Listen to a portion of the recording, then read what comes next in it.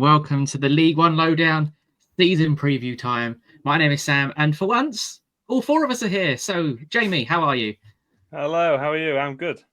Good, lovely stuff. We've also got Callum. Hello. Yeah, not too bad, not too bad. Ready to offend people as always.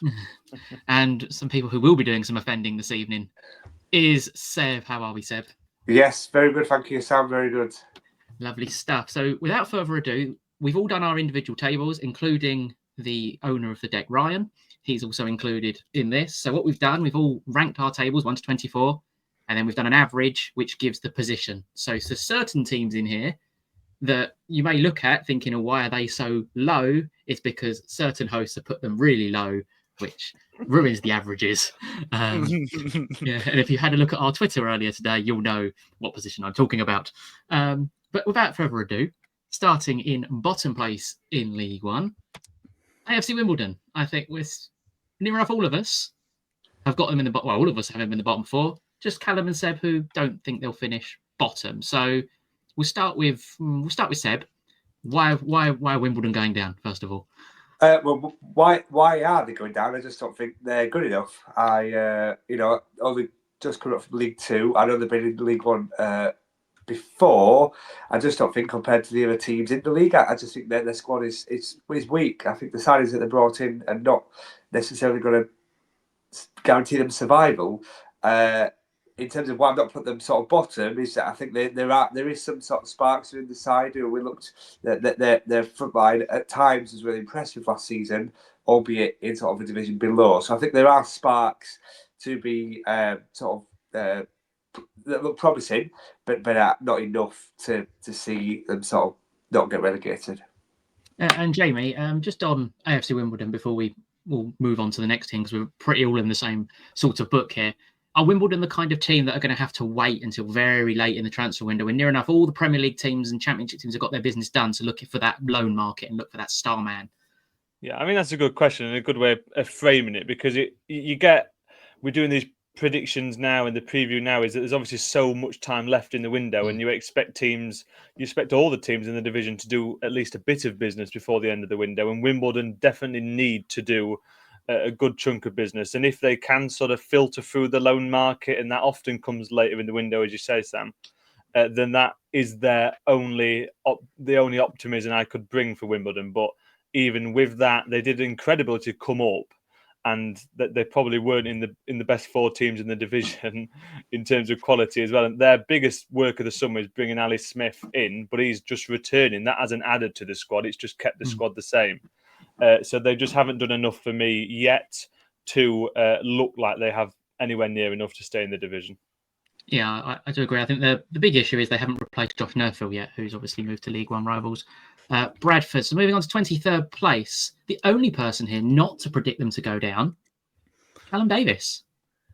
Yeah, I think this is partly due to the mentality they had last year. I mean, I always said last year they'd finish, was it 5 points above the relegation zone? I maintained that pretty much from match week 1 or 2.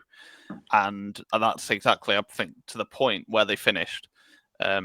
So I kind of think, Kevin Nolan's come in, he's kind of kept that mentality.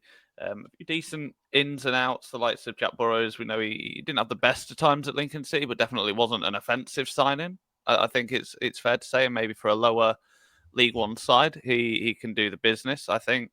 That's just one of many. So I don't think necessarily, they're not the best team. They might not be the most exciting, but you don't need to be that to survive. So yeah, I've gone 19th. I think probably on the balance of things, probably I back myself, but clearly you lot don't.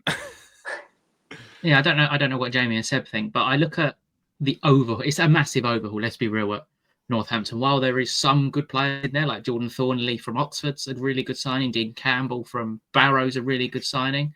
Tyrese Forner from Derby is also a good signing. I don't think there's any goals, first of all, in that team. I look at the strikers. You've got Tom Eaves, who I don't think scored 10 for about 5 years. Sam Hoskins isn't getting any younger. Christmas Kappa, Michael Jacobs is now 33. So I think they might be quite solid defensively, but I just can't. It's a story with a lot of these teams at the bottom. I just can't see where the goals are going to be coming from, quite frankly. Yeah, I think that's the key for Northampton. The only attacker you didn't mention is Elliot List, and you can't exactly hang your hat on him scoring 15, 20 goals a season either. So I think that will be the problem for them in the long run, just the goals. I don't think will come. I think that's pretty fair. Moving on to 22nd place. Now, this one's split opinion between near enough all of us. Myself and Jamie and Ryan have them all to go down. And then Seb and Callum have them to stay up. So, Seb, we'll start with you. Yeah, I just think that the work Guy Boy did last year to keep them up, has to be highlighted. And I think they can't not go one better than that. I mean, albeit I've literally sort of put them down to go literally one better than that, but they can't not build on that improvement. They can't go backwards really.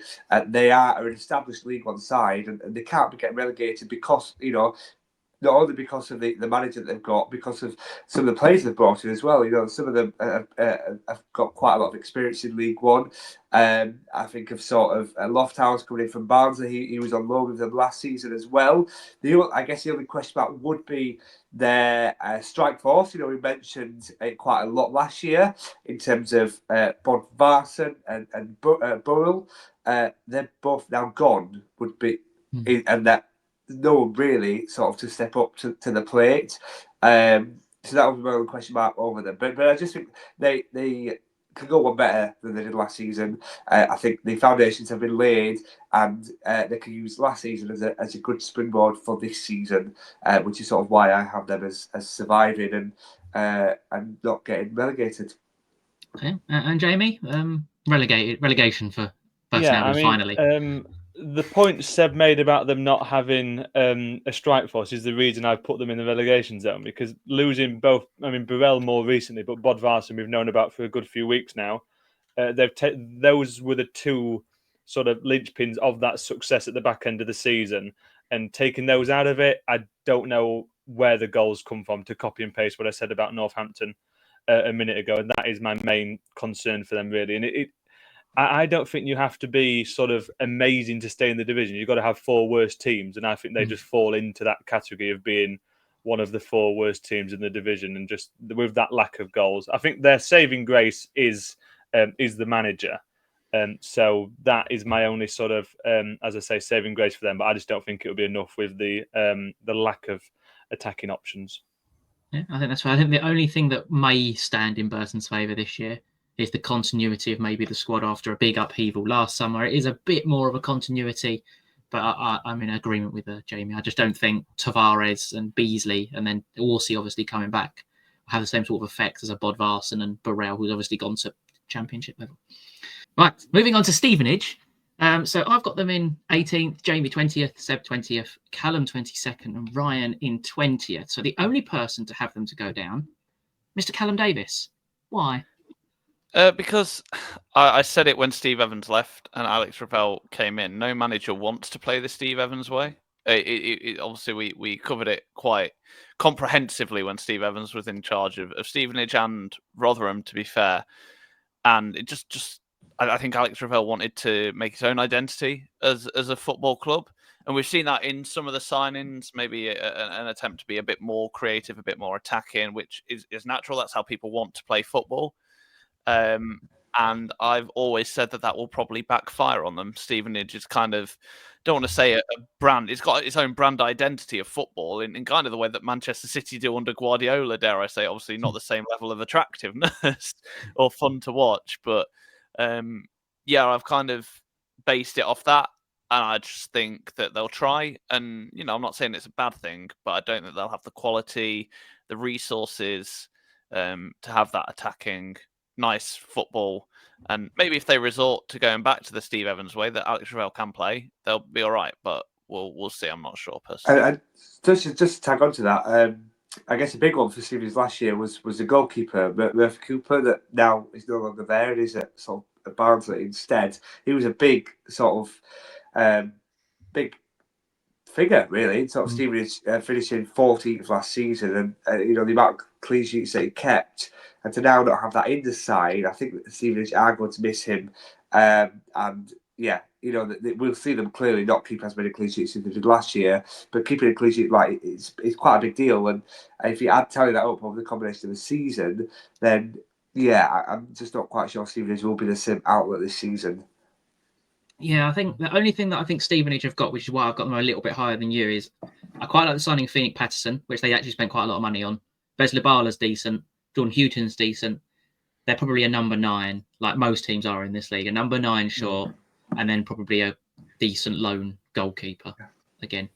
But like you say, I could see them slipping 20th, 21st if they don't get that. I'm basing it off, like a lot of these, certain teams buy the player they need, if that makes sense. So, which is obviously very difficult on the 28th of July to do a prediction. I think we spoke a lot at the very end of last season about how this will be the transition season for Stevenage, as opposed to last season, which is obviously the first with Alex Ravel. So it's interesting to see how that will play out. I think the only reason I've saved them on my list is that I think there are 4 worst teams in the division, which isn't exactly amazing praise, but I reckon they'll just be fine. Moving on to the team that averagely will just stay up is Port Vale. So we had a bit of a mix again. Myself and Jamie and owner Ryan happened to stay up, with Seb and Callum having them just about to get relegated. We'll start off with Jamie. Why Port Vale staying up? Is it a Darren Moore sort of effect? Well, I think he's half of it. I'll give you 2 reasons. One of them is Darren Moore, and I think he does boost a team who you are expecting to be in that situation down the bottom end of the table. And then the other side of it is the signings, and they've brought in some very good, experienced League One players. I mean, you've got Jordan Gabriel coming from Blackpool, and Cameron Humphreys from Rotherham is probably the 2 that you bring out the most. But Marco Morosi in goal, Jordan Shipley, who was at Shrewsbury. They've brought in some players who are experienced at the level, and I think that will be key for them, and that is what will tip them, in my book, to staying safe. And they've got a decent squad. I mean, how many times can we say it today that they probably need a striker? But that is the only ingredient missing in terms of it being a team that can push even higher up the division. But I think they'll do more than enough to stay in the league. Okay, and Seb, you've got them to just about narrowly miss. Is it just a case of they need some more goals? Yeah, definitely need some more goals. But I guess just piggybacking on what Jamie said, I'm a big Darren Moore fan, and I'm a big fan of the signings that they have brought in.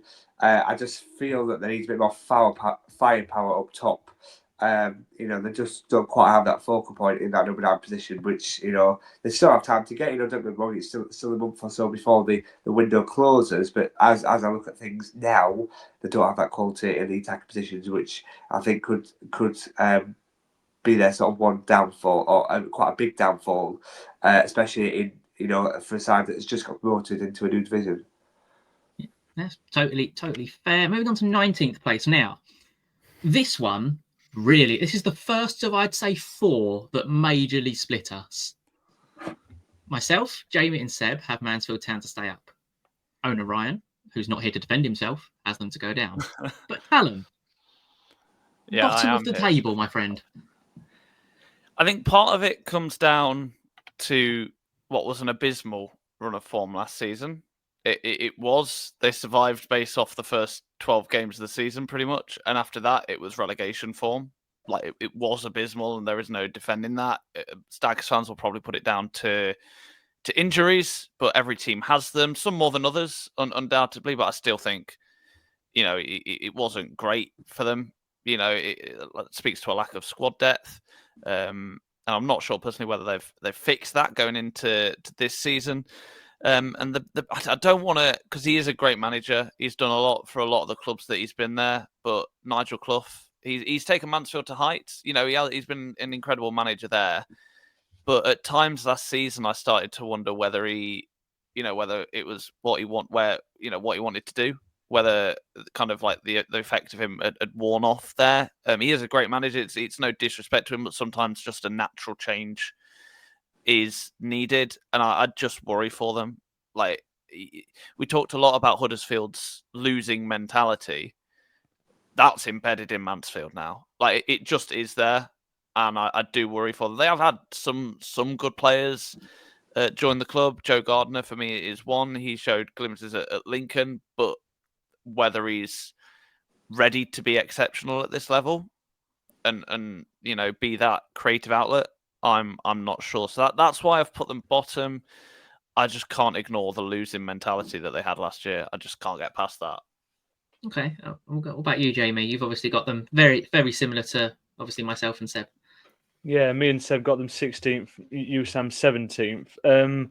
I think what I've been impressed by this summer is that they have replenished that squad. They've moved on a lot of the older players while still keeping a good chunk of experience, and they've brought in a bit of experience in terms of a Ryan Sweeney, who's 28, a Cal Knoll, who's also 28, but they're sort of knocking a few years off the average. I think were they? I think I'm right in saying they had the oldest average last season in terms of 29, age. 29. So they've managed to bring that down while still being able to bring in experienced players who are just not in their 30s just yet, while also bringing in those young players. Joe Garner was mentioned by Callum there, who in glimpses looked really good for Lincoln last season, and they brought in 3 loan players from Nottingham Forest. Obviously, that's a really strong connection this summer for them, and they've got the 2 edges of that recruitment policy, and I think that will come good for them in terms of that squad being in better shape than it was last season, and in shape to push for the entire campaign, as opposed to what Callum rightly pointed out, in that they were superb for a short portion of the season and then very poor for the remainder. So I think they'll be able to spread that form out now with a bit more of a youthful squad. Yeah, I do agree with you. I think Liam Roberts as well in goal, 30 years old, is a very, very, very good League One goalkeeper. I reckon if they get a left back, I reckon they're pretty much set for a comfortable-ish sort of season. Moving on to 18th place in Exeter City. Now, myself and Jamie have got these to go down, and Seb, Callum and Ryan all have to stay up. So, Seb, what makes you think Exeter City will stay up? And obviously the average is 18th place. Well, yeah, based on this song, the average is just one off what I put them. I just don't think they've done anything majorly impressive or majorly disappointing in the window.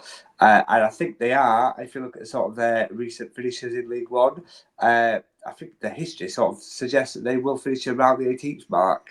That they seem to have, maybe slight improvement year on year, but more or less sort of around that, not necessarily battling for survival, but not necessarily in that mid-table positions either. So they will always sort of be between, let's say, 16th and 20th. So 18th is sort of bang in the middle of that, really. I think they're not doing anything massively impressive, but equally they're not sort of brought in players that are going to downgrade them massively, or they haven't had a surge of exodus over the summer that we'll see half the squad not from last season not be there anymore. So I think sort of same as before, really, when it comes to Exeter.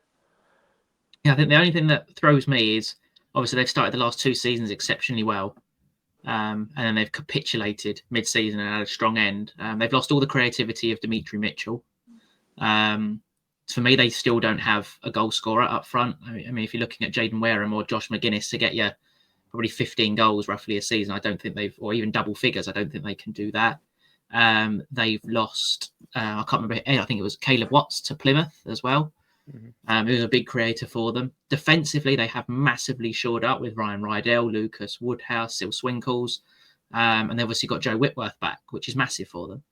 But again, it all comes down to they may well keep a lot more clean sheets this year, but again, defensive, attackingly, I just don't know where the goals are going to come from, which is why for a lot of these teams they are down the bottom end of the table.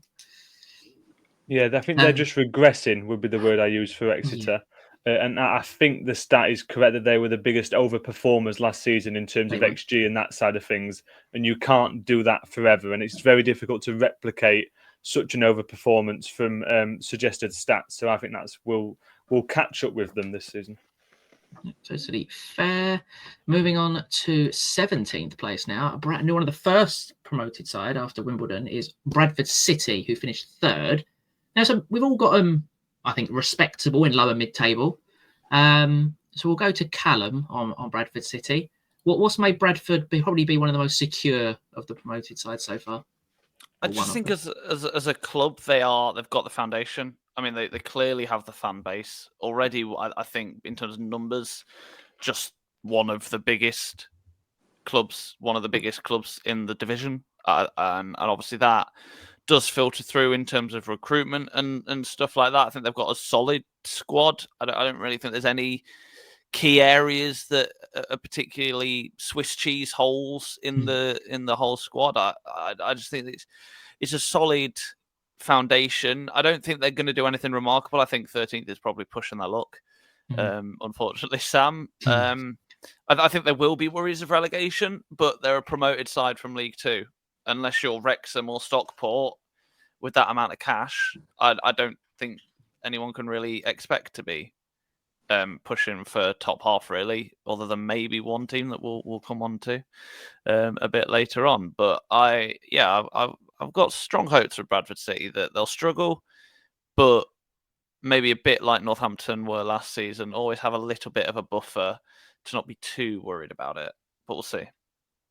Yeah, I could potentially see he's doing sort of like a Mansfield, potentially. Like they've had the absolute heroics in like the final minute of their game to actually get promoted. So they may start the season really well and fall away. And maybe my 13th is a little bit high in retrospect, but I just think their home form is going to be really, really good. And the signing of Stephen Humphreys and Josh Nerfield, for me, are really exciting, along with the experience of Ibu Toure, Matthew Pennington, Joe Wright.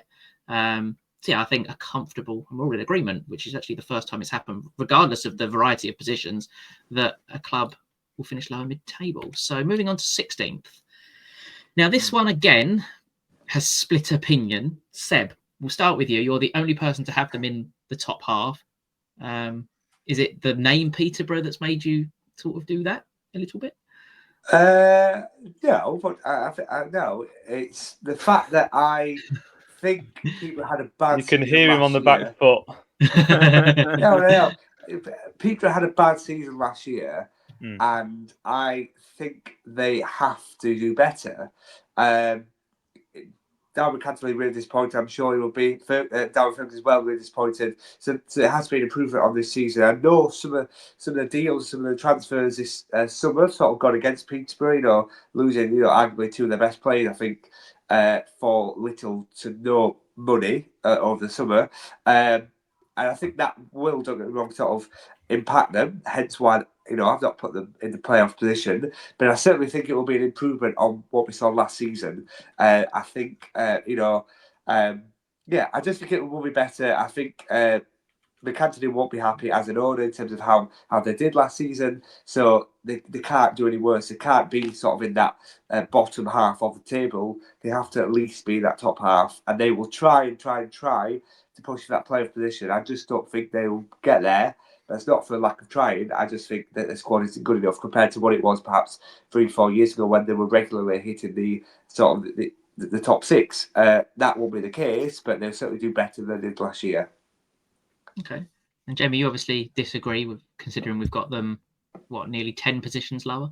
Yeah, myself and Callum 17th, you Sam 19th. I think they obviously, as Seb mentioned, had a really poor season last time out. And I think this is probably where we should have predicted them to finish last season, because they had that big gutting of the squad the summer before this one. And maybe it's took us a year to go, just because Peterborough should be up the top end of the table doesn't mean that they will be. And I think this season we have had that realisation, and that you're looking at the squad, and that squad is worse than it was last season. And how bad they did last season. They finished 18th, and I've only put them one place above that because the league has got poorer, not because Peterborough have got any better, because they've lost really key parts of that team again, and I just don't think they've replaced them. It's exactly the same situation as last year, but heightened because the few cogs of that machine that remained have now also left as well. So I don't see it going well at all for Peterborough, but the league, as I say, is lessened in quality, so keeps them sort of in the same position. I think the big thing for me, which is something I never actually thought I'd say about Peterborough, is I don't know where the goals are going to come from again. They're going to hope that Cairo Lisby, who's come from Braintree, can hit the ground running. And their hopes are on 23-year-old forward Gustav Lindgren, who they bought in January to adapt quickly. But other than that, I can't see, like, Chris Clark was obviously poor last season, so he's had the season to adapt. So they're going to hope that he adapts quickly. Defensively, I don't know what you're going to get with Peterborough, quite frankly. They were appalling at the back last year. They've kept Sam Hughes. They've got a different goalkeeper, and they've added Okugbe from Walsall, but he's only 21, never played at League One level. So again, it's sort of that unknown quantity. And I do agree, they've lost Poku, they've lost Seb Jones, they've lost Kiprianu, and there's probably 2 or 3 others that we failed to mention there that they've also lost. So yeah, it could be. Mind you, they did win a trophy last year, so I suppose if they finish 19th and win a trophy, they'll probably take it again, I suppose. Moving on to 15th place. Now, a club that's not used to finishing this sort of low in League One is Rotherham United. We'll start with Callum. You've got them respectably in mid-table, with me and Jamie having them a bit lower. But we'll come to Seb again in a moment because he's got them a lot higher than everyone else. But Callum, a stable season for Rotherham in your book? Yeah, I just don't think there's anything remarkable about them. We're kind of in the teams now that aren't looking at relegation at all. I don't think they're not in any sort of danger of that now. I'm unconvinced by Matt Hamshaw personally. I seem to remember he got off to quite a decent start actually when he came in. But in terms of that longevity, was that just the new manager bounce? We'll see. I've put them literally smack bang mid-table. So there's obviously an improvement of one place. Take from that what you can, Rotherham fans. I dare I say that's kind of the level that they're at the minute. There's nothing revolutionary about them. There's more exciting teams in the division. And as much as we say you don't have to be exciting to win a game of football, you kind of have to be exciting to win a league. You have to have something about you. You know, you look at Birmingham last year, for all the slaughter I gave them, for all the slander I gave them throughout the season, and boy, Birmingham fans like to remind me of that. They were exciting to watch. They were a good footballing side, and this Rotherham United side isn't that. So that's why I've put them mid-table, and there's still a lot of work to be done there. Okay, and Seb, you've obviously got them in 8th place, just missing out on the playoffs. I've got a big squad in front of me of the Rotherham team, and it does look like midfield-wise, they're really strong. Is that part of the reason that you've put them in 8th place? Yeah, and it's also, I guess, contrary to what Callum said, I am a firm believer in Matt Hamshaw. I think sort of for a man that's worked with Paul Ward for as long as he has, he's got to have some element of success about him. And yes, it's his sort of first managerial position, but imagine the impact and the involvement that he would have had with Paul Ward when he sort of had his country runs as he did at Rotherham at Derby. I think Matt Hamshaw would have played a big importance in that. He doesn't get the headlines because Paul Ward is the manager, and anything good that happens is credited to Paul Ward. I also agree in terms of the midfield as well. They brought in a trio of good signings: Dan Gore, who was there last year, Drew Yearwood, and then Josh Benson, who was actually at Barnsley for the past 4 years. So that midfield has obviously been strengthened. They've got rid of sort of dead wood, if you like, in Clark Harris. He came in last summer with all this big promise. Matt Hamshaw clearly has told Clark Harris it's not going to work, and so they've sort of mutually agreed to cancel his contract. So he's not messed about, Matt Hamshaw. He's sort of bringing a new energy of life to, I think, Rotherham. I think that sort of wasn't there with Steve Evans. And I think Matt Hamshaw will bring that, and as a result, sort of energy levels will come up a bit higher, and Rotherham will push for the playoffs. They'll just miss out, as my prediction suggests, but I think they will try to push for that top 6 and will be in and amongst the mix for most of the season. Okay, and Jamie, you've got them the lowest alongside owner Ryan. Are you just not excited with, is it Matt Hamshaw, is it the actual squad, or is it a mix of both? No, I'm in sort of Seb's boat in terms of Matt Hamshaw.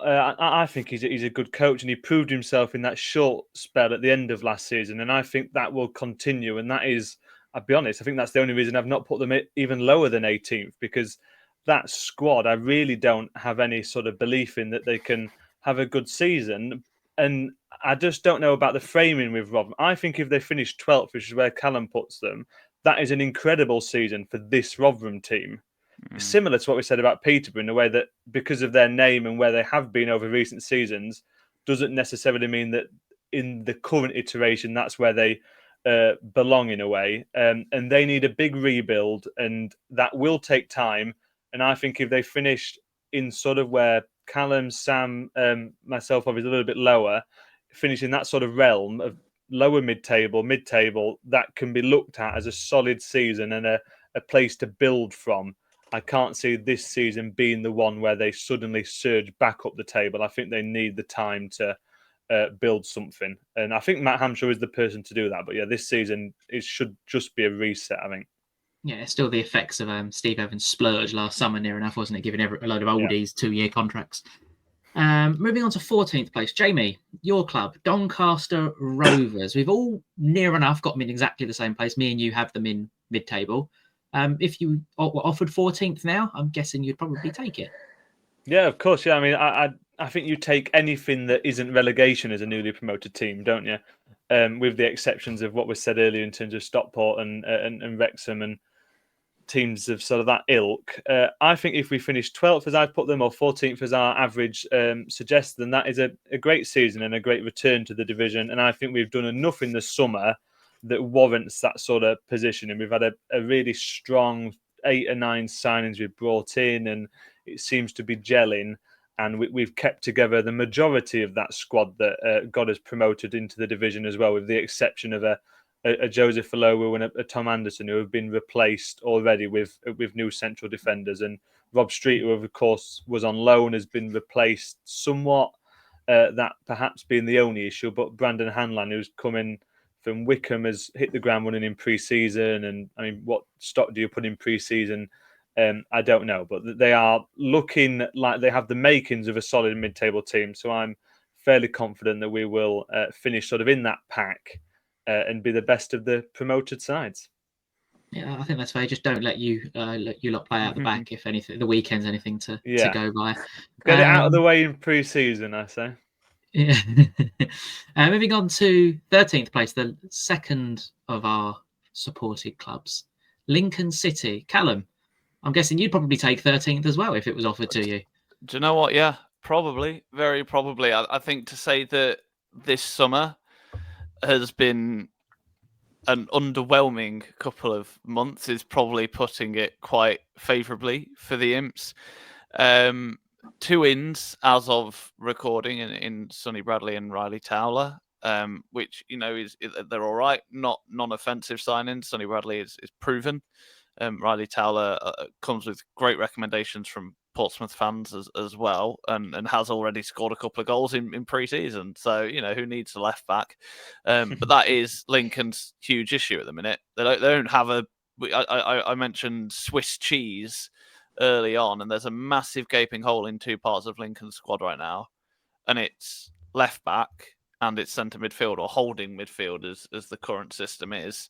No recognised left back in the entire squad. It's a mix of centre back Riley Towler or centre midfielder Dom Jeffries to play there, or holding midfielder. We've currently got Conor McGrandles, who is all right as a number 8, but I wouldn't trust him as a number 6 personally, which was Arahan's spot. The thing is with Lincoln is we saw that when Arahan was missing last year, dare I say, the results weren't too affected. I seem to remember that Lincoln weren't great without him, but they weren't poor without him. So I think mid-table is probably where Lincoln will end up. I do just worry if they're not able to invest that money. I think the plan for the summer would have been to sell Arahan early on for that 7 figures. And when the 7 figure didn't come in, okay, like I said, we don't know the actual fee. It's always undisclosed. The rumours are that it's $750,000. Lincoln were kind of just left scratching their heads, and we're just like, we need to just accept whatever we get, because we have to invest in the squad. And now that they've had a compromise, I think compromised is probably the way to sum up Lincoln's summer, and maybe their whole season now. So yeah, I'd take 13th. I've put them 14th. We'll see. 10th is probably a bit ambitious, Seb, if I'm honest. No, you're just going to score loads of set pieces this year by the looks of it. With Towler and Bradley. We already have in off-season set piece. I think we scored 3 or 4 already in pre-season. So. I do worry about your midfield. To be honest, when I initially put you 15th, I thought you're not going to score enough goals. But I'm looking at your forwards. You've got James Collins, who James is saving grace. Yeah, he loves he scores goals. Jovan McCarman's favourite club to score against is my team. He loves a goal. And you've got Rob Street on the back of a successful loan spell. And obviously they spent quite a lot of money on him last summer. Yeah. And then you've got Ben House, who I think we all agree can't hit a barn door. But he's there. And he's just there to wind up the opposition. That is Ben House's role, isn't it? As a player, he's there. He'll annoy you and probably get a couple of red cards this season. Yeah. So I reckon if Lincoln do invest the money, which to be fair, their recruitment is generally quite good. It's usually on the younger side. Gone a different sort of route this season with Sonny Bradley, especially. But yeah, I think Lincoln are. You never know. I think with Lincoln, they're a well-run club. So we'll wait and see what happens. With I want to Lincoln echo City. everything Callum said and add the exits of Sean Rowan and Cody O'Connor, who Huge. will be massive. Even though they have been somewhat replaced in terms of Towler and Bradley, they've not been replaced to the same calibre. Championship quality players, Lincoln City fans, all have ended up at League One clubs. Now, if my memory has served me correctly here, we're about to move on to one of the most controversial opinions in the history of the League One Lowdown. Seb Jones, take it away. For audio listeners, what do you mean? Controversial? What do you mean? It's you guys. It's you guys. For audio listeners, we've got Wigan Athletic in 12th, and myself, Sam, and Callum have got them 6th and 7th. Ryan 15th. We can sort of forgive 15th, and then we get over to Seb Jones, who has put Wigan Athletic 24th in League One this season. Do you know what it is? There's always that one team that have really high hopes at the start of the season. That you think are going to go really well, and they get picked up. And Wigan have got that momentum. I think the back end of last season there were signs of improvements, and there were signs that they were going to start this season well. And I think Wigan are just going to do the absolute opposite. And there's always that side that do. Yeah. And that is my reasoning. No further questions. Let's move on. So yeah, I'm going to push you a little bit more on that. So Wigan have kept most of their squad together. I think it's fair to say they needed goals last year. The lowest scorers in the league, other than I think it was Shrewsbury and Cambridge in the end. They've added Paul Mullen, who has scored goals at this level before, and Christian Sadie, who's won promotion, along with Dara Costello, who had a good loan spell as well last year. They've also added Callum Wright, who's got creativity from Plymouth on loan. And they've kept most of the defence that was successful last year. And in my opinion, they've got the best manager in the division in Ryan Lowe. Is it just sort of, I know you've said that they're Wigan are kind of that team that you've picked one that kind of will just fall away for next season. I know they're a rugby town. Will their players just start playing rugby for next season and not turn up? No. But the reason you just said, actually, they've built up a bit of traction of positivity. You mentioned a couple of good signings. You mentioned in terms of, I guess they kept a decent amount of clean sheets last year with Sam Tickle. So there's lots of things to be happy about from a Wigan perspective. But I'm using that against them, and that stuff like that can't go further. Because they brought Paul Mullen in that was so successful at Wrexham, doesn't mean he's going to be successful at Wigan. Because Sam Tickle kept.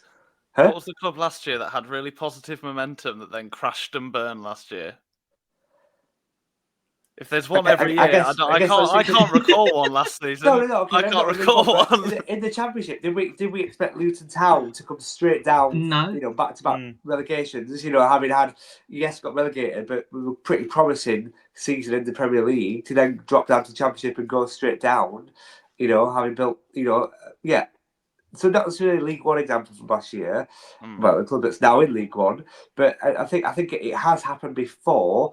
And Wigan, like I said, because Paul Mullen's been successful, because they kept so many clean sheets like they did last season, I just think that's not going to happen again, and it's all just going to come tumbling. So what I'm going to say, I'm going to do it on the record here. If Wigan Athletic finish bottom, I will donate. There's going to be another one in this podcast as well. I will donate £10 to a charity of your choice if Wigan Athletic finish bottom. Seconded. Yeah, I agree. Join in. Why not? I guess to give the flip side of it, I guess for the three of us who have got them 6th, or myself 7th. Talk for the sanity. Go on. They were very good defensively last season, has been alluded to, and their one issue was up front, and they've added some strong attacking options, and that spells absolute perfection in a way, because they've already got that solid defence, and now they've added a strong attack. So no mental gymnastics needed on our side to back up our almost playoffs and playoff finishes. You know what's going to happen, don't you? We're going to get thumped on the first game of the season, and Seb's going to sit there just rubbing his hands together. Screenshot the table as they sit 24. Yeah, he's like, you guys were the ones laughing at me, you know. Moving on to 11th place, another one that probably split opinion, not between us, but I think between probably Wycombe fans and us. Like, if you look at some of the recruitment they've done this summer, they've bought players from clubs like Feyenoord and Basel, but none of us, I've got them the highest in 9th. The rest of us think they're around 9th. It's 9th to 14th is the range. I was very critical of them in January in terms of how many players they bought. They needed a settled squad. Obviously, Mike Dodd's come into a lot of criticism, especially during the playoff campaign. They've then gone this summer and gone, right, it's like a football manager save to them, and they've just gone and bought everyone once again from all over the globe. And we've all got them to miss out on the playoffs and do averagely 6 places worse than they did last year. So, Callum, I'll come to you on this one. Is it just too much recruitment? Is it Mike Dodds? What is it at Wycombe Wanderers? I'm going to be that really annoying person and just say all of the above. Like, I think we said a lot about what I will say about Wycombe towards the end of last season. They had a really good start to last season, and they did have a, speaking on the whole, they had a good 2025. They weren't promotion.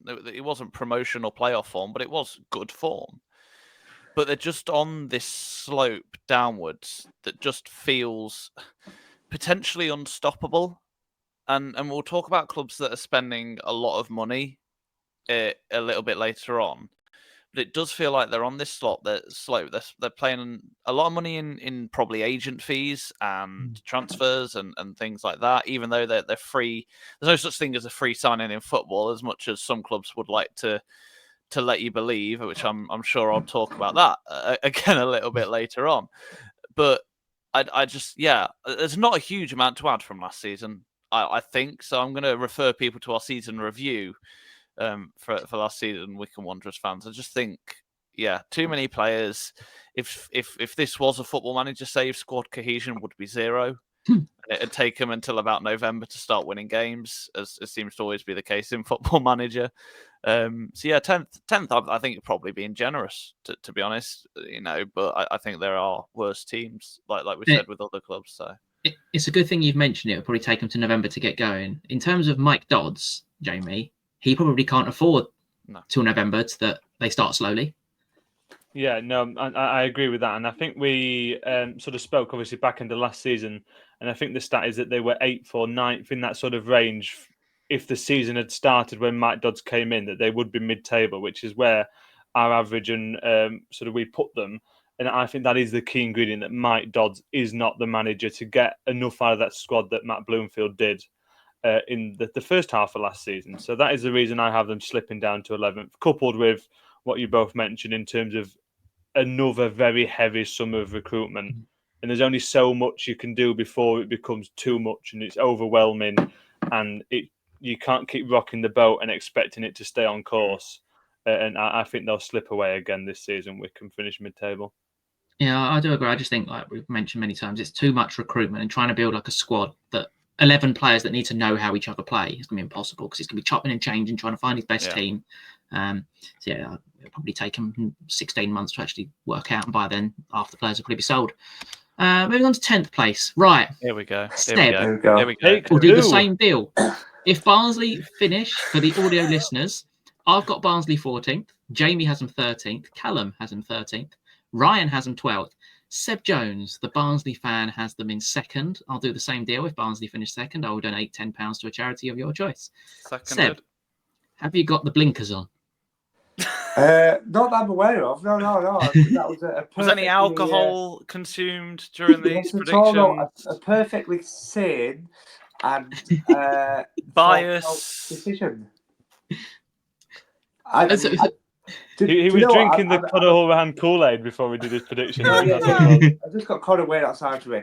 What I would say is that I think Barnsley have to get it right this season. I guess the bottom line is they've been in League One for far too many years that board would have hoped for. So they have to get it right.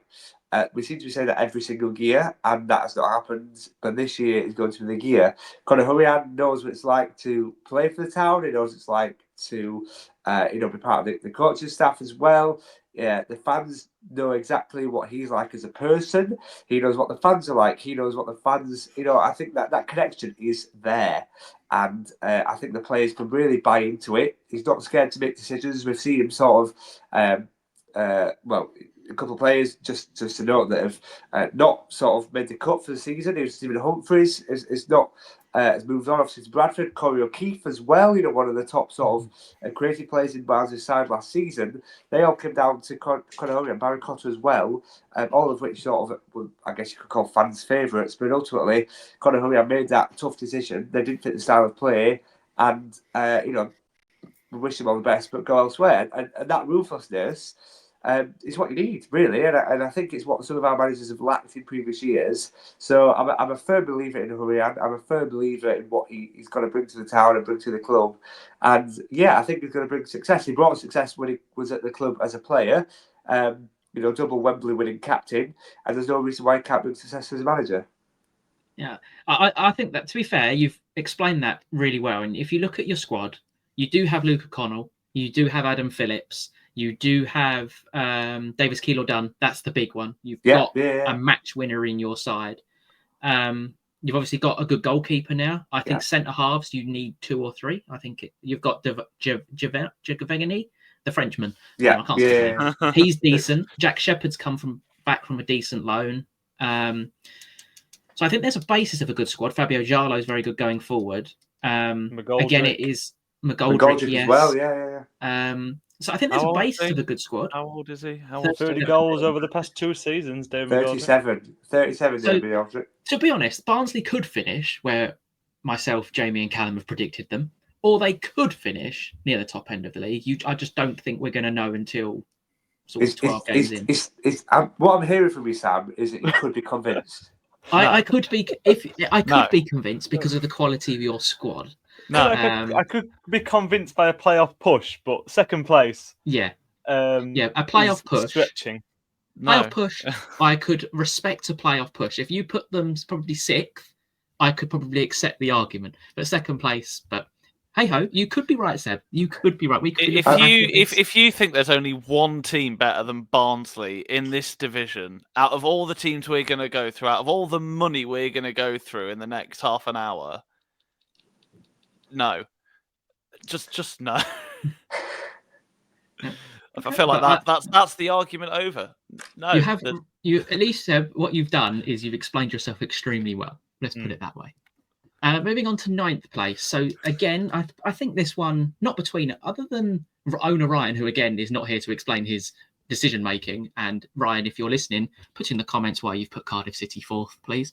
Because all of us, but Jamie, have them in 10th. So Jamie has them 10th. Myself, Callum, and Seb have them in 11th. So we've all come to an agreement near enough, which makes a change. It makes a change, yeah. To only have one position for Cardiff City. Now, we all know they have quality in their squad. Callum Chambers, Callum Robinson, we know they're good quality players. But for me... Alex Robertson as well to add into Alex Robertson, yeah. For me, it's exactly the same as what happened with Huddersfield last year, but worse. The squad is worse than what Huddersfield had last season. The squad is smaller than what Huddersfield had last season. They've got a manager whose last managerial job in League One was with Rochdale and got them relegated and hasn't managed a senior team since, I don't think. And we all ranked him bottom in our manager rankings. They have an owner who just is non-existent as well. But they do have decent players like Ryan Wintle, Chris Willock and the other players we've mentioned. But there is that losing mentality, and we've used that term quite a lot. Losing mentality culture at that football club. And it's very difficult to overturn with the same types of players. That needs a rip up again and just start again. A bit like what Huddersfield, who we'll get onto later, have done this season. But it's a year too late. So yeah, that's why we've probably all got Cardiff. Yeah. I agree. Them there in the thought that they could even be lower. Like this could be a Luton Town situation. It really could. There's been no sort of positive vibes around that club. Cardiff fans let us know, but I just don't think there's any sort of ambition there. their fans haven't come out fighting, No. really, from what I can tell. None of them are. I mean, obviously they're all determined to get up to the championship and beyond. There's no desire there. There's no hunger that there should be, and I think just all the clubs are a bit tired. Jamie, I don't know if you got anything else to say on that. I was going to sort of agree wholeheartedly with what Sam said in terms of it being a very similar comparison to Huddersfield last season of them coming down. And I think when they came down, that we thought, oh, they've kept a lot of those players who are championship quality. That will stand them in good stead. And I think similar to what I said about Peter earlier, that perhaps we learned that situation last season will end them finishing down the bottom end of the table. I think a team like Huddersfield last season and now Cardiff this season coming down into the division, keeping too much of that squad will end up with them pulling down into mid-table. And Huddersfield had a very good manager, Brian Barry Murphy. For my money, is not a very good manager. Obviously, he's done a lot since he was at Rochdale in terms of all the academy work, but I'm still very swayed by what I hear from Rochdale fans and people I know who were there during his reign at Rochdale and how badly that went. And I know I sort of went in two-footed when he first came in with those sort of anecdotes of his time at Rochdale, and I've not quite got over that. So we'll see how they get on, but I think that coupled with what Sam mentioned in terms of it being a very similar squad to last season will leave them in mid-table. Ryan putting them fourth, I don't know his reasoning for that, but I think quite a lot of people have been positive about Cardiff, whereas we as a collective haven't. So there are definitely that other side of it. So interested to see what people think in the comments on Cardiff.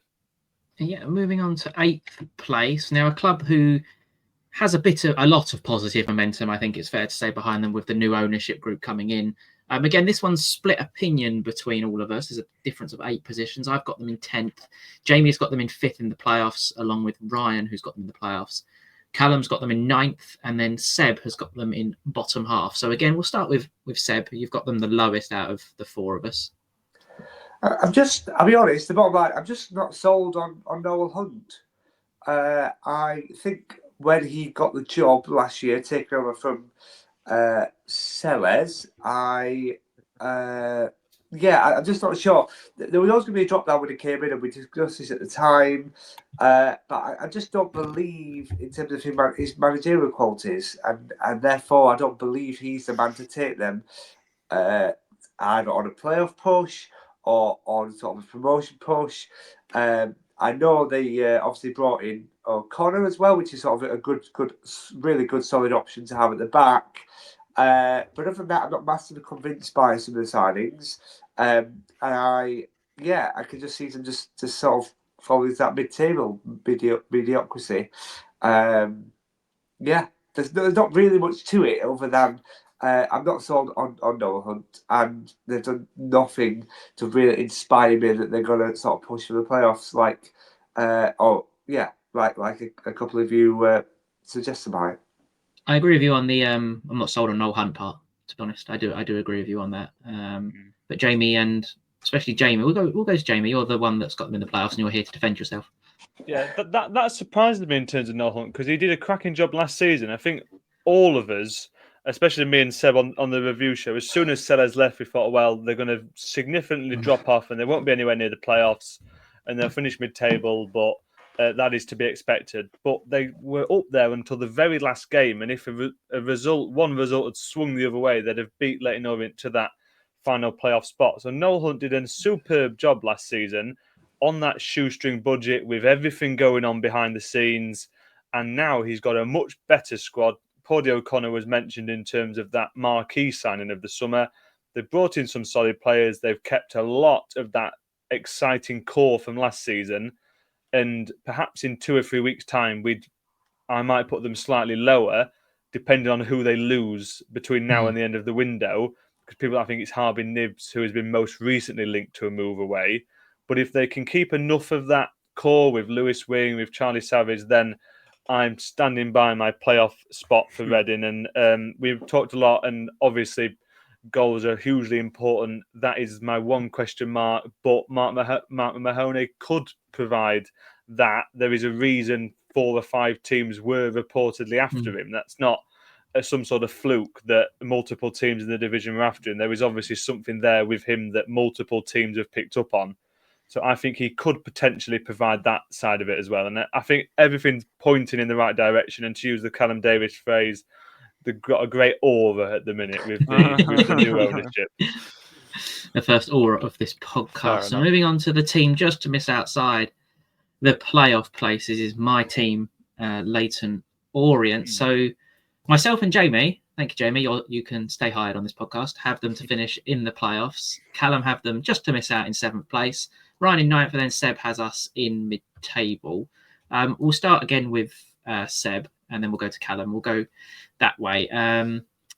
Is it just the squad overhaul at Orient, would you say, Seb, that has put them that low down for you? Part of. I also just think last season was a bit of a fluke.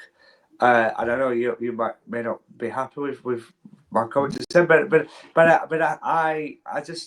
I can't see them consistently sort of reaching the playoff push levels. I think last season they got I don't know, but they started off the season really badly and then sort of just took a good turn and sort of had that momentum and got some great results and obviously got there in the end and in terms of playoff position. But I thought that was a bit of a fluke really. I can't see them repeating that spectrum again. And yeah, I think it'll be more sort of mid-table for Leyton Orient this year. Okay, and Callum, you just got them to miss out on the same reasons? Yeah, I'll make the argument, I suppose, for playoffs for both of you. I think it's that the players they've lost, the players they've sold in Galbraith and obviously Kelman, who they should have really signed in January. That's a story that I think Sam will come to regret many times. They have replaced them. Whether it's like for like and with the same quality, that's up for debate. You would say probably, Sam, yes. I would say it's hard to replace a League One Golden Boot winner with the same quality straight away. So I think that's why I put them to just miss out. They've got the money now because of the fees that have been reported for Galbraith, etc. But there are definitely 6 teams with probably bigger budgets, but also better squads, in my opinion, better propositions and better foundations is probably the big word there to kick on. Maybe whether that's in stadium size and fan base, that there's something to be said about that. That's not to say that smaller clubs can't kick on. I mean, we saw it with Orient last year. They can. Orient themselves are proof that they can do it. So they've got the momentum, Orient, they could do it, and I really wouldn't be surprised if they did do it. I just think that there'll be that slight heartache of the playoffs last season and that slight drop-off in quality from players that have come in.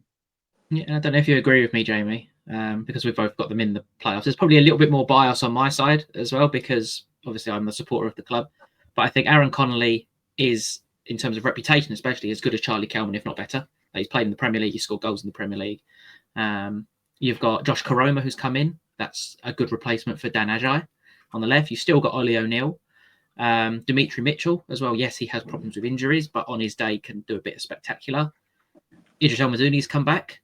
I mean, to replace Jordan Brown for less of money, I think that's exceptional. We've got Tyreek Backinson, who's a player who wasn't very highly thought of at Wickham, but Richie Wellens wanted him last year, and now he's got his man. Michael Craig was decent for Reading. They obviously offered him a deal, and he chose to come to us. Teo Adiramola is the one that I'm really excited about. But if it was anything to go by what he did on Saturday, a machine on the left-hand side. And then obviously Simpkins come in after a decent season with 16 clean sheets at Walsall to replace Josh Keeley. Yeah, I completely agree. I don't want to sort of labour the point too much because I agree exactly with what you said in terms of the key for Orient was replacing the star players and those low knees. And for me, they've done that. And then some, really. Connolly, I really, really rate. And that's the reason I put Orient 6th and Wigan 7th, because I think he provides more goals than Mullins and then the attackers that Wigan have brought in. And your stat you mentioned to me, I think it was off air when we recorded our transfer show last week about Orient never finishing lower, only once finishing lower than they did the season before. I think that has swung me a little bit. I don't, you can explain that stat better. than I did, but it's looking good for Orient. Yeah, so with the ownership group that we have, we've only finished lower once in the 7 years, which was in League Two. And the other thing that I will mention, which may back up Seb's point more, is we've only got 2 players that actually started the League One playoff final still contracted, which is Omar Beckles and Ollie O'Neill. You've still got Dan Happ and Tom James, but they obviously come off the bench. So you've only got 2 players that started that final still at the club. Moving into the first playoff position in 6th place, Bolton Wanderers. Me and Jamie had them both outside. Seb, Callum and Ryan all had them in. So we'll start with Jamie because you've got them the lowest in 9th place. Yeah, I think they're a difficult one, Bolton, because they have done all the right things in the summer in terms of bringing in a lot of great players. And Sharman Lowe obviously is one that jumps out the page for me in terms of the low knee goalkeeper because of how well he did at Doncaster last season. And they've managed to replace a good chunk of the players that have moved on. But what they have lost in quality, in terms of quality of experience, they have replaced with youth. And that is a balance that I don't think has been struck in terms of having both experience and youth. They've lost a large chunk of that experience core. Thomas and most recently Santos earlier on in the window, and Collins are just a few of the examples. Griffin Jones as well. They've lost a lot of those players in that core of the team. And I think it takes a lot for that to hit the ground running. Ethan Orahan is a good signing, but he was pretty poor last season at Lincoln. He was great the season before. So which Ethan Orahan turns up? Is it last season Ethan Orahan, where he wasn't amazing at all? Or was it the season before where he was one of the best midfielders in the division? And there are little puzzles like that I think will probably fall in the wrong direction, which is why I've put them 9th. But it only takes a little bit of a tweak, and whether Seb has put them, whether Callum has put them in the playoffs is definitely possible. Yeah, and Callum, we'll go to you. Is one of the reasons that you've put them in the playoffs down to one man they've got on loan from Brighton named Armario Cozier-Jubri? Yeah, I also think it's just their transfer business in general. I genuinely think they've been very sensible. They've not... Okay, they've got more money than most clubs, and I tend to gravitate towards that word money, but it does run the world. So, but a lot of the deals that they've done make sense. You know, Arahan is a good deal for what Lincoln apparently wanted for him. It's money. It's a lot of money, but it's good money. But also, I'm gonna come to the defense of Steven Schumacher a bit. We slated him a lot last season, saying that he didn't have that desired effect on Bolton. But he did well with Plymouth. There's no denying that. You know, okay, he went to Stoke and it wasn't great, but this is a higher level League One manager, I think, personally. And now he's had this summer to kind of embed Bolton in his name, in his style. I think they'll do it. I don't think they'll be pushing for that automatics. I think it will be quite a big gap again, like we saw last year, between automatics and this like lower level playoffs. But 5th or 6th, where we've put them, I stand by it. I think they've recruited well. They've got a good manager. They've got a good base. They've obviously got the facilities to push on and potentially even win the playoffs and survive at the championship level, which I think is, you know, for the old Barclays inside of me, it's kind of where I want them to be honest. bring back the golden age of Bolton. I think the only thing that stopped me putting Bolton in the playoffs was that number 9. Like, I look at Orient, for example, they've got Aaron Connolly. Yeah. I look at Bolton and like, who's going to get you 15 goals a season? They may create a bucket load of chances with Gale and Dubry, and then you've got the defensiveness of Morley, Simmons, and Arahan. But Adebayo won't get you 15 goals, nor will Dalby. McAtee I really like, but it's sort of like that's Aaron Collins mould second striker. And Lundaloo won't get you 15 goals. And then Lolos never played last year. So that's my only concern, I think, with Bolton, which is the main reason I actually didn't put them in the playoffs, to be honest. Also, I guess the counter to that, I mean, I put them lower than you, so I don't know why I'm giving the counter. The counter to that would be that they will create enough chances that eventually they're going to put them away, I guess would be the counter to that. That they're going to create more chances that will create, obviously, you have 3 or 4 goals at a game, you're eventually going to put one in the back of the net.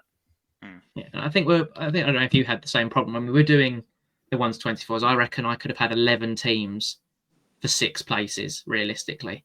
I don't know if you all had the same problem. Yeah. Moving on to 5th place, Plymouth Argyle. So once again, me and Jamie, along with owner Ryan, have them to miss out on the playoff places. Callum and Seb have them inside. So Seb, we'll go to you. What makes Plymouth Argyle a standout or a candidate for a playoff place? They always seem to do well when they come down to League One. Is what I'd say. If they're not winning the league, they're sort of still within the playoff mix. And League One history is on their side, so I can't sort of look against that in terms of. I put them to finish 6th, so just within that playoff spot. I don't think they'll have enough to challenge for the top 2, although it wouldn't surprise me, as I mentioned, sort of given their history. Obviously, a bit of a turnaround in manager. Now they've got Tom Cleverley. It's first time managing in League One. So it'll be interesting to see what he does, how he adapts, maybe. They always do well. And so I could definitely see them finishing in the playoffs. There's still some question marks over the squad, I think. But other than that, I think I can see them doing very well over sort of the course of the season. And as I mentioned, they always do well. Coming down from the Championship, they'll want to get back in there as soon as possible. I don't know if you're in the same agreement with me, Jamie, here with Plymouth. Their squad just doesn't actually look that impressive if you look at it on paper. Yeah. And I don't know, I may have gone down the route of I've used the name as Plymouth to actually put them as high as I did. I'm not going to lie. I could have very easily swapped them and Bolton round and put them lower, and then I could even put Reading above them. I don't see a goal scorer. I don't really see much creativity in the side. Ballymumba's meant to be leaving the club as well. So to be honest, I could have put Plymouth lower. But there is that, it's Plymouth Argyle in League One, and they always do well.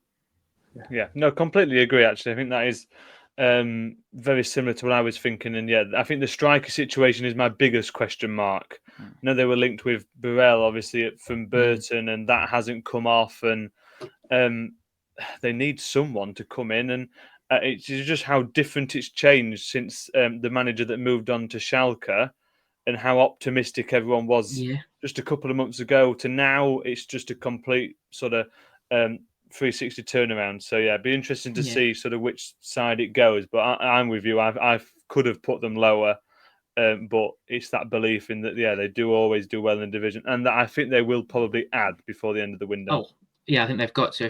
When we do our transfer roundup, probably later in the week, like you just look at the numbers Plymouth have lost, and especially the quality. Like you look at Ryan Hardy, Randall, and there's a few others on that list as well that they've lost for fees. So they've got significant fees, but I just don't think they've recruited enough yet. Moving on to 4th place then, Blackpool. Callum, we'll start with you. You, along with owner Ryan, have them to miss out on the playoff places, where the rest of us have got them in 4th and 3rd respectively. They've recruited all right. I suppose that's probably, according to everyone else, probably an understatement. But I'm going to get probably a bit of grief for this. I don't know where I stand on Steve Bruce as a manager, especially in 2025-26.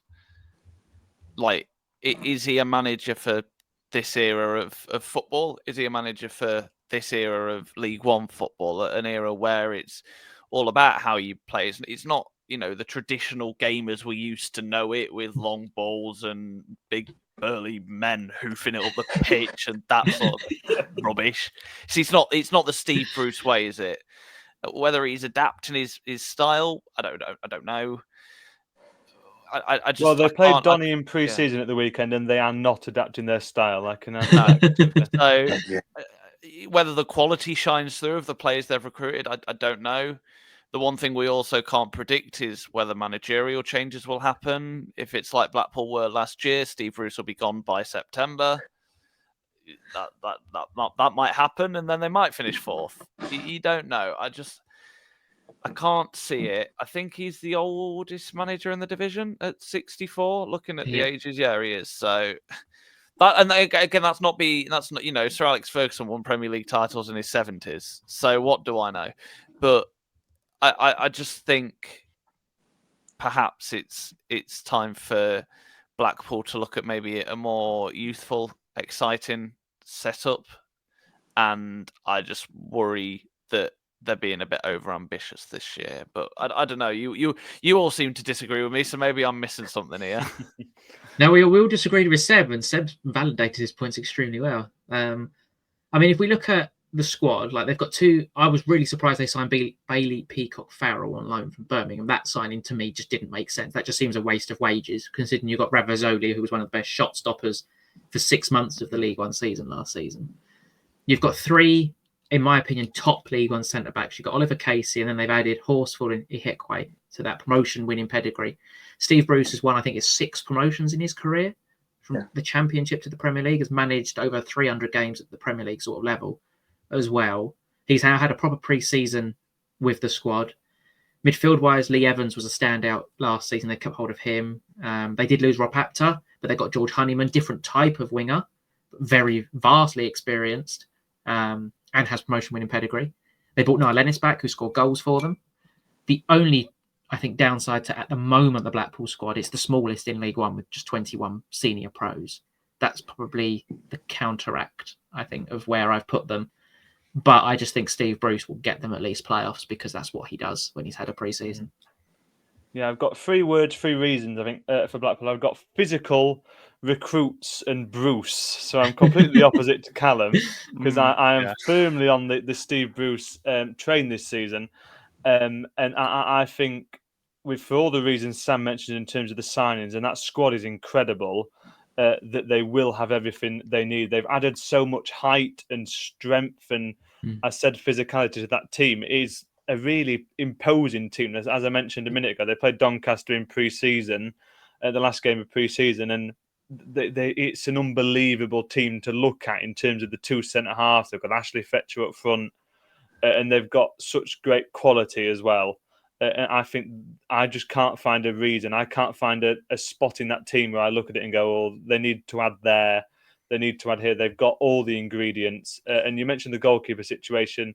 Peacock Farrell started in that pre-season game, and it was the first choice team for Blackpool, with the likes of Honeyman, with Fletcher and Ennis up front, with Kwekwe and Horsfall all playing. So it was interesting that he was picked ahead of Ravazzoli. So maybe that will translate into the season itself. That is my only question mark. But if he doesn't perform for a few weeks, you just swap him out for Ravazzoli, don't you? And you're completely fine. So yeah, I think Blackpool are going to have a great season. Seb even more so. He's put them third, but I think they'll be superb this season.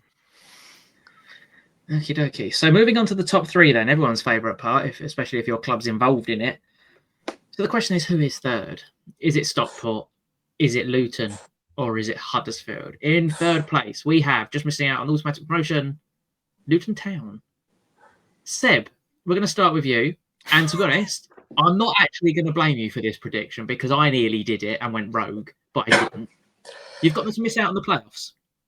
Yeah, I have. I don't know why I put this playoffs. I was missing the playoffs. I'll be really honest, but I think there's better sides in the division than Luton Town, and I think there's better sides that will make the playoffs ahead of that Bluefield side. I just think that they will come down. They obviously need a bit of time to recompose themselves after what has been quite a disappointing few years. So I think to finish 7th wouldn't be bad at all. To then go again for a top 2 charge the year after. That being said, I guess they're always a bit similar to Plymouth. They always do really well whenever they drop down to League One. But yeah, I just think they need to take a season, recharge, get Bluefield to get his players in, get them all on board with his style, and get over the disappointment of the last 2 seasons. And yeah, so I think this season will be an improvement on last year, but not a promotion improvement. Okay, and Jamie, you've got them to be League One champions in May. Yeah, I think my 2 reasons for that is Matt Bloomfield, of how well he did with Wickham and how much that team overachieved when he was in charge. And then my second reason being the squad. That is my one concern, in that, is that squad going to be the same when the window shuts on the 1st of September? How much of that squad are they going to keep? Because if they lose a few, then it begins, and I'm pushing more towards where Seb has put them in 7th.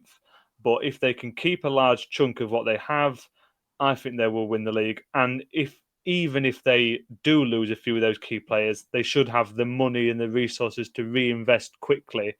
So I think it looks rosy for Luton. I think they'll bounce straight back. But I can be swayed against with the recruitment, especially over the past few days. It looks like more are on their way out compared to when I did this a few days ago. But I think by the end of the window, they'll have enough in that squad that they'll be able to push. Okay, and Callum, we'll come to you in a mo. The only thing I've noticed from Luton in pre-season, which is why I'm more in Seb's basket at the moment instead of missing the playoffs, is Jacob Brown, Lasse Nordas, Elijah Adebayo, Isaiah Jones, Taith Chong. I've not seen any of them 7 appear in pre-season. I could be wrong, but I don't think I've seen any of them 7 appear in pre-season. They do have the likes of Mengi, who again is injured, and I don't know if he'll get sold. Mark McGuinness and Mads Hansen are very, very, very, very good for League One. They don't actually have a left back other than Joe Johnson, so they do need a left back. And then it all depends if Shandon Baptiste wants to stay. Jordan Clark looks like he will stay in League One. And then the big one is Alfie Doherty as well. We don't know if he's going to stay. So that's 8 names there who may still leave Luton in around just over a month's time. And then they've got to recruit all new players and blend them into the Matt Bloomfield style. So while I think we've all got them in a really good position, but we all could be swayed at the same time. Is that the same for you as well, Callum? I think so. I think maybe I've put them third thinking they'll either walk the league or just miss out on playoffs and kind of just gone in the middle. I think that's kind of where I've put them. If they manage to sway some of the players to stay, Heath Tong was playing in the Premier League not long ago. That's where most of Luton's squad, to be fair. But, they're a good squad and they do have the money to stay up. It's a shame that they've let some of the players, Joe Taylor springs to mind. If they'd have got him, this would have been perfect for him. Probably numerous other players like that. I'm interested to see how they react because they've had back-to-back relegations, which is obviously tough for a lot of the backroom staff and squad to take. But I think third is probably right. I think they'll struggle at the start of the season, but unlike last year in the Championship, it's easy to get that one win that can spur you on in League One. And I think that's, all it takes is one win to kickstart a trend and kickstart an upwards trajectory. So, yeah, I'll go third. I kind of, I think it's the best of both worlds there. I agree with Jamie. I agree with Seb. So I've gone third. Okay, and one team that will be hoping that their new summer recruitment will be on an upward trajectory for second place is Huddersfield Town.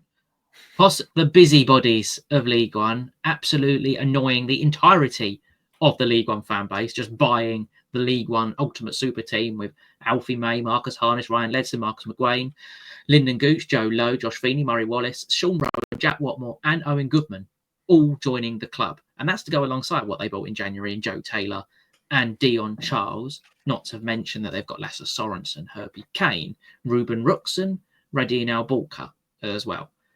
It's a League One super team, near enough. All of us, except Jamie and Ryan, have them to get automatic promotion. So, Jamie, we'll start with you. Yes, I've got them third. It's an incredible squad, as you reeled off there. The reason I've put them third as opposed to first and second is of the proof, obviously, that I think Stockport and Luton are slightly better. And the reason for that is the manager for me. Obviously, he's improving League One, and it's his first senior managerial gig. But he's done very well, obviously, in the academies and has earned his chance. The comparison I want to make, I think for a different reason than Callum, is to Birmingham last season, not because of the money, because they've not spent anywhere near what Birmingham spent last season, but because of they have this incredible squad, probably the best in the division, and they have an unproven manager in charge of it. And it worked for Birmingham last season. They won the league unbelievably easily. Whereas this season, is it going to work for Huddersfield? Is that concoction of an amazing squad and an unproven manager? Will that work for a second season in a row? I don't think it will be enough for automatic promotion. I think Huddersfield will win the playoffs, though, because I think they'll just be far too strong for those other teams in the playoffs. But I think Stockport and Luton will just pip them to those automatic spots. But Seb's got them winning the league before Callum goes off on one about the money they spent. No, I have. And I wasn't here for the predictions episode last year, but in our reaction to the predictions episode, I simply admitted that I put Huddersfield to finish above Birmingham, despite the differences in spending last year. I'm going to continue my prediction, but just sort of bring it forward a year and keep Huddersfield as top. But I think it's more of a valid effort, really. I think in terms of Huddersfield, the names that Sam's just reeled off there. I do have question marks over Lee Grant, but I think the squad can help them get over that, and the fact that Huddersfield will want to bounce back at the earliest opportunity. You know, they've had they tried under Michael Duff to bounce back last year, did not work, and so they will want to get back into the Championship as soon as possible. So, although question marks over Lee Grant, I think the players are all really good League One level that they have brought in, so that can only be a good thing for them. I'm going to keep my words quite tight on this because I'll offend everyone, and I'd quite like to be able to walk the streets of Lincoln in one piece. I think Huddersfield have spent a lot of money. That is undeniable. Whether that's not necessarily in just outlays, it comes in all the hidden things like agent fees, wages, sign-on bonuses, all of that stuff that we don't see as fans and as supporters and media and whatnot. We don't see that, but that is there. Obviously, they've had some incoming money through player sales, but it's a huge turnover. That can work to your advantage. We saw that with Birmingham last year. But the players that Huddersfield have brought in aren't on that quality. They're not on the quality of the players that Birmingham brought in last year. It's a good squad. There is no denying that. There is obviously a question mark over Lee Grant, as you've all pointed out. So I think second is actually probably quite nice. I worry that Huddersfield fans are going to slam me for saying they're not winning the league by 10 points. But I just think they'll finish second. I think there is a better side. And most importantly, I think as it'll come down to, as you probably figured out who we've all put in, who we've averaged to put in first, a better manager. And I think that's what it comes down to. Yeah, moving on to that team with a better manager. Stockport County to win the league. That will please some of our Stockport County viewers, maybe especially one. Maybe one of them will finally be nice to us. Seb, you're the only one who's not got them automatically promoted. What's your reasoning for that one? I guess similar reason to what I said for your side, Sam. In that I think last season was a bit of a fluke. No one expected them to finish where they finished in terms of sort of in the playoff positioning.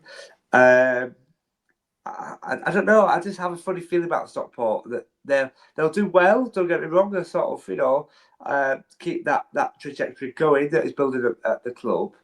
But I guess an improvement on last season would be to go for the top two, and I just can't see them doing that.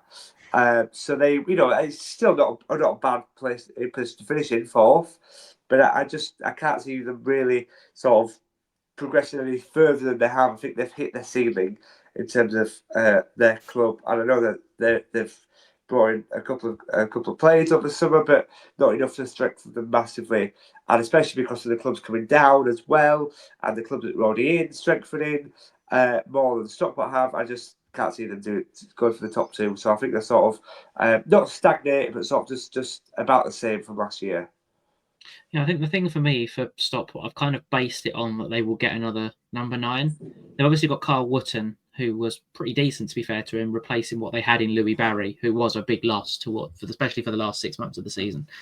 They've got Malik Mothersill this time on a permanent deal. If he stays fit, he'll score goals, create chances. I don't have a problem with that. They've reinforced their defence heavily. Obviously, Aluu's come in, Hoskinen's come in from Cracovia in Poland, Tyre Eden's come in, and Corey O'Keefe from your lot, Barnsley, which I think personally will suit his game. He attacking wing back will probably suit. Yeah.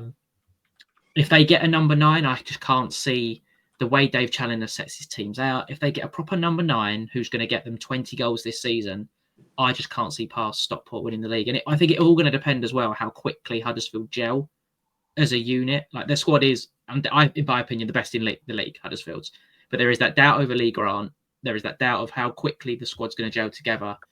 Where Stockport have gone the other way, they've got a gelled squad. They've got a manager that's been there a long time. So there is that sort of, they understand their jobs, they understand their roles.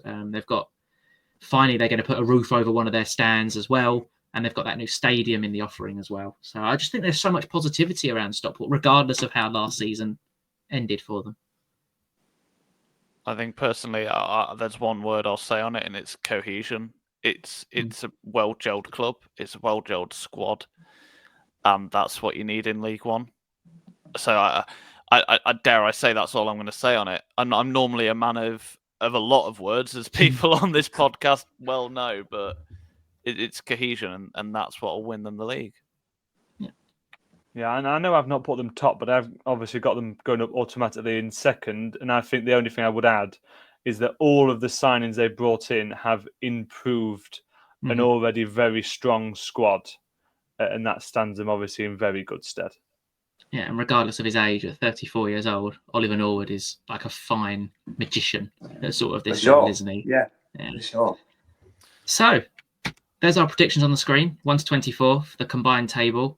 And if you were interested in watching on YouTube, there is what we actually put for the top sixes and then the relegation zone. So they're on screen for you. Thank you everyone for watching. Make sure if you're watching on YouTube, leave what you think your top six and your bottom four will be in the comments. Make sure you follow on all your podcast platforms. And we'll see you in the next episode of League One Lowdown very soon.